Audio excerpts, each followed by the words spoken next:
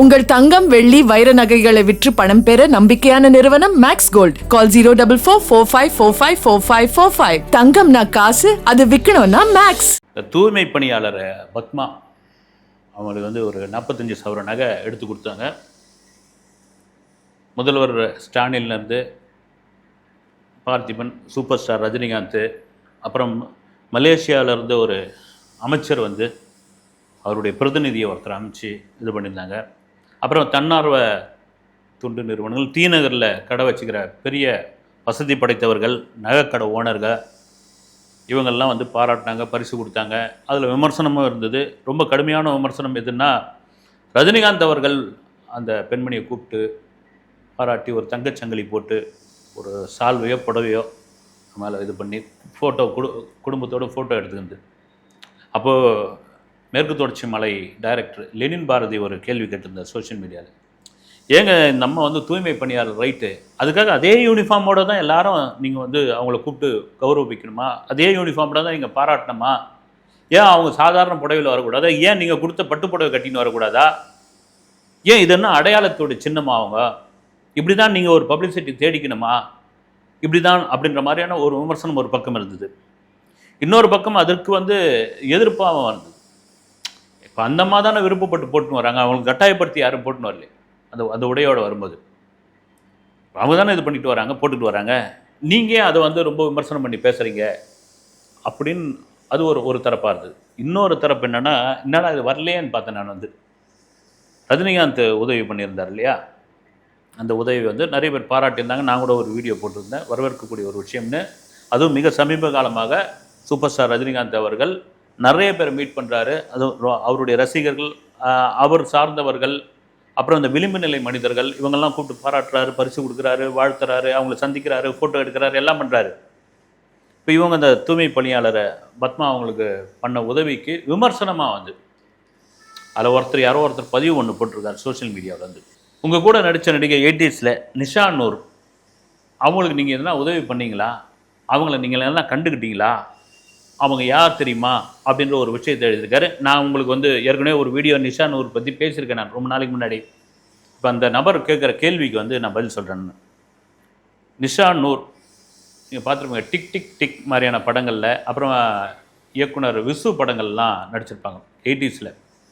நாகூரை சேர்ந்த அந்த பெண்மணி அவங்க அம்மாவுடைய சினிமா ஆசையில் அவங்க அப்பா விட்டுட்டு ஓடி போயிட்டார். அவங்க அம்மா வந்து தன்னுடைய மகளை எப்படியாவது பெரிய நடிகை ஆக்கணும் அப்படின்னு முடிவு பண்ணி, ஏன்னா அந்த ஏரியாவில் வந்து நிறைய பேர் படிக்கிற காலத்துலேயே வந்து நிஷா நூரை வந்து நீ சினிமாவுக்கு போனீங்கன்னா பெரிய ஹீரோயினாக மாறலாண்டி, உனக்கு இருக்கிற அழகுக்கு நீ வந்து நாகூரில் இருக்கணுமா, நீ வந்து சென்னையில் இருக்க வேண்டியாள், நீ கோடம்பாக்கத்தில் இருக்க வேண்டியாள், இப்படியா சொல்லி அவங்க அம்மாவுக்கும் வந்து சினிமா ஆசை வந்துருச்சு. தன் மகளை கூட்டின்னு வந்து எந்தவித சினிமா பின்புலமும் இல்லாமல், எந்தவித சினிமாவை பற்றியும் அறிதலும் இல்லாமல் இங்கே வந்து கோடம்பாக்கத்தில் இறங்கியாச்சு. நிஷா நூர் நல்ல அழகாகவே இருந்தாங்க, அவங்களுக்கு வாய்ப்பெல்லாம் கொடுத்தாங்க. வாய்ப்பு கொடுத்தப்போ பெரிய வாய்ப்பெல்லாம் இல்லை, சின்ன வாய்ப்புகள்லாம் வந்தது. அதுக்கப்புறம் வந்து விசுவோடைய படங்கள்லாம் வந்து இரண்டாம் கதாநாயகி, அப்புறமா வந்து தங்கச்சி, அக்கா, அந்த மாதிரியான கேரக்டர்லாம் கிடச்சி அப்புறம் 2-3 படங்கள் கதாநாயகியாக நடித்தாங்க. நடித்த பிறகு இங்கே யாரும் அந்த வழிகாட்டுதல் இப்போ மாதிரி சோஷியல் மீடியாலாம் அப்போ இல்லை. வந்து நீங்கள் அந்த காலகட்டத்திலாம் வந்து இது உண்டுன்னுவாங்க. இந்த புரோக்கர்ஸ்லாம் இருக்காங்க இல்லைங்களா, அப்போ பாரிஸ்காரில் தான் பஸ் ஸ்டாண்டு, அந்த பஸ்ஸுக்கு அந்த பஸ் ஸ்டாண்டுக்கு வெளியே நிற்பாங்க. சென்ட்ரல் எக்மோர் ரயில்வே ஸ்டேஷன் வெளியெல்லாம் நிற்பாங்க. யாராவது சினிமா ஆசையில் இது மாதிரி வெளியூர்லேருந்து வரவங்களை, குறிப்பாக பெண்களை கபக்குன்னு கூட்டு போயிட்டு தவறான பாதைக்கு கொண்டு போயிடுவாங்க. இதெல்லாம் நிறைய நடந்துக்கிட்டு இருந்தது. அப்புறம் டுபாக்கூர் கம்பெனிகள்லாம் இருக்கும், வந்து உப்மா கம்பெனிகள்னு வாங்க. வந்து சும்மா ஒரு வடபழனிலையோ கோடம்பாக்கத்துலேயோ சும்மா ஒரு 10க்கு 10 ஒரு ரூம் எடுத்து வச்சுக்கின்னு அங்கே சுற்றி சினிமா போஸ்டர்லாம் ஒட்டிட்டு, அடுத்து நாங்கள் தயாரிக்க போகிற படம் இதுதான் தெரியுமான்னு சொல்லி பெண்களை தவறாக பயன்படுத்துறது. அப்போ இது மாதிரியான விழிப்புணர்வும் கிடையாது, இது மாதிரி மீடியாக்கள் கிடையாது. அப்போ வந்து பத்திரிகைகள்லாம் செய்தியாக வரும், வந்து நீலப்படங்கள்லாம் எடுப்பாங்க. வந்து இதில் ரொம்ப நொந்து போய் திரும்ப போன நடிகைகள்லாம் வந்து வாழ்க்கையை வெறுத்து போனவங்களாம் உண்டு, சான்ஸ் கிடைக்காமல் போனவர்கள்லாம் உண்டு. அதெல்லாம் ஒரு தனி இதுவாகவே பேசலாம். ஆனால் அதுக்கப்புறம் வந்து இப்போ வரவங்க நேராகவே என்ன அட்ஜஸ்ட்மெண்ட்டு கேட்டாங்க, நான் ஒத்துக்கலை, இந்த பேரையே சொல்ல ஆரம்பிச்சிட்டாங்க இப்போ தைரியமாக. இப்போ வந்து அதெல்லாம் கிடையாது, நடிக்கிறது தானே கூப்பிட்டேன், நடிக்க வரேன், நான் விருப்பம் இருந்தால் நடிக்க வை, இல்லைனா விடு அப்படின்னு ரேஞ்சுக்கு வந்தாச்சு. இன்றைக்கி மீடியா பெரிய அளவில் வளர்ந்தாச்சு. வந்து தன்னை எக்ஸ்போஸ் பண்ணுறதுக்கு தனக்கான வாய்ப்புகள் கிடைக்கிறதுக்கான வழிகள் நிறைய கிடைச்சாச்சு. அந்த காலகட்டம் அப்படி கிடையாது. சினிமா மீது இன்னும் பெரிய மோகம் வந்து ஒரு கவர்ச்சி வந்து அப்படி ஸ்க்ரீனில் நின்று அந்த நடிகை அப்படி இருப்பா இப்படி நிற்பா. அவங்க வந்து பென்ஸ் காரில் போடுறாங்க, இதுவில் போகிறாங்க, ஃபியட் காரில் போடுறாங்க, ஸ்டார் ஹோட்டலில் சாப்பிட்றாங்க. அவங்க வந்து அப்படி நின்னா போதும் செக்க செவேல்னு ஆயிடுறாங்க. அது மேக்கப்னு கூட தெரியாத காலகட்டம் வந்து. சினிமாவுக்கு போயிட்டா பணம் சம்பாரிச்சிட்டா அவங்க என்னென்னோ ஜூஸ் குடிக்கிறாங்க, சும்மா செவன்னு ஆயிடுறாங்க. இப்படிலாம் அந்த மோகத்தில் வந்தவங்க தான். அப்படி தான் நிஷா நூரும் அவங்க அம்மா கூட்டின்னு வந்தாங்க. கூட்டின்னு வந்த பிறகு ரஜினிகாந்தோடைய ஸ்ரீ ராகவேந்தர் படத்தில் ஏதோ ஒரு சின்ன கேரக்டர், எனக்கு கூட அது ஞாபகம் இல்லை வந்து. அவர் தான் பதிவில் போட்டிருக்காரு. எந்த கேரக்டர் எனக்கு தெரியல, யாராவது தெரிஞ்சால் கமெண்ட்ஸ் சொல்லுங்கள். அதுக்கப்புறம் டிக் டிக்கில் ஃபேமஸ் ஆச்சு. அது ஒரு 2 பீஸ் சாங்கில் வருவாங்க. அதுக்கப்புறம் நல்லாவும் இருப்பாங்க. பட வாய்ப்புகள் ஒரு கட்டத்தில் இல்லை நிஷா நூருக்கு. இல்லாததுனால் தவறான போதை பழக்கத்திற்கு அடிமையாகி அவங்க அம்மாவே வந்து மிஸ்யூஸ் ஆன வேலைகள் செய்து தவறான வழிகள் போய் ஒரு கட்டத்தில் வந்து அவர்களுக்கு பால்வினை நோய் இருப்பது தெரிய வந்து ரொம்ப சிவியராகி அவங்க அம்மா இறந்து போய் இங்கே பார்க்குறதுக்கு ஆள் இல்லாமல் உடல்நிலை பாதிக்கப்பட்டு இந்த ஊரில் கம்யூனிட்டிங்க நம்மளை வந்து சக்கியாக பிடிஞ்சு தான் எடுத்தானுங்க, நம்மளை வந்து பயன்படுத்திக்கிட்டானுங்க, ஒரு டிஷ்யூ பேப்பர் மாதிரி அப்படி கசைக்கு தூக்கி போட்டானுங்க அப்படின்ற வெறுப்பில் இந்த நிஷா நூர் நாகூருக்கே போய் நாகூர் தர்கா முன்னாடி உட்காந்து உருகுலைந்து போய் யாருன்னே தெரியாத அளவுக்கு கடைசி காலத்தில் அங்கே இருந்தவர்கள்லாம் வந்து டிஃபன் வாங்கி கொடுத்து சாப்பாடு வாங்கி கொடுத்து ஒரு கட்டத்தில் இறந்து போயிட்டாங்க. ஒரு பேரழகி உடல்லாம் அப்படியே நலிந்து போய் இறந்து போயிட்டாங்க.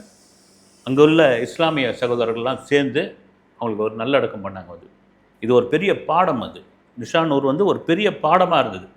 இதை வச்சு ஒரு கேள்வி கேட்டிருக்கார் ஒருத்தர் வந்து, இந்த அம்மாவுக்கு பத்மாவுக்கு உதவி பண்ணீங்கல்ல ரஜினிகாந்த், நீங்கள் வந்து நிஷா நூர் உங்கள் படத்தில் நடித்தவங்க தானே, எங்க படத்தில் நடித்தது எங்கேயோ ஒரு துண்டு கேரக்டர்.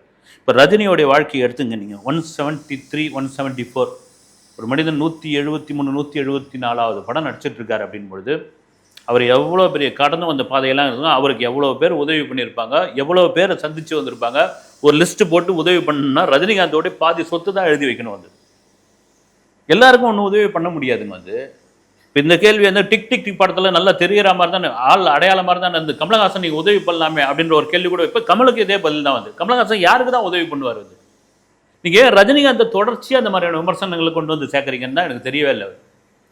ரஜினிகாந்தை தாண்டி எத்தனையோ பெரிய தொழிலதிபர்கள், எத்தனையோ அரசியல்வாதிகள், பெரும் பணக்காரர்கள்லாம் இருக்காங்க. வந்து அவங்ககிட்டலாம் அந்த கேள்வியை கேட்க மாட்டீங்க, சினிமாக்காரங்கிட்ட மட்டும் கேட்குறீங்களே. பொதுவாகவே சொல்கிறேன், சினிமாவும் ஒன்று சாதாரணமாக வந்து காசு வந்துடலைங்க. வந்து அவங்கள கிட்டத்தட்ட வந்து ஒரு 1000 வாட்ஸ் பல்பு முன்னாடி நின்று நடித்து மேக்கப் போட்டு இந்த வயசுலேயும் வந்து ரோப்பில் கட்டி ஏறி இறங்கி டூப் போட்டு ரஜினிகாந்த் இருக்கிற சொத்துக்கு போயா அப்படின்ட்டு விட்டுட்டு போயிடலாம்ல.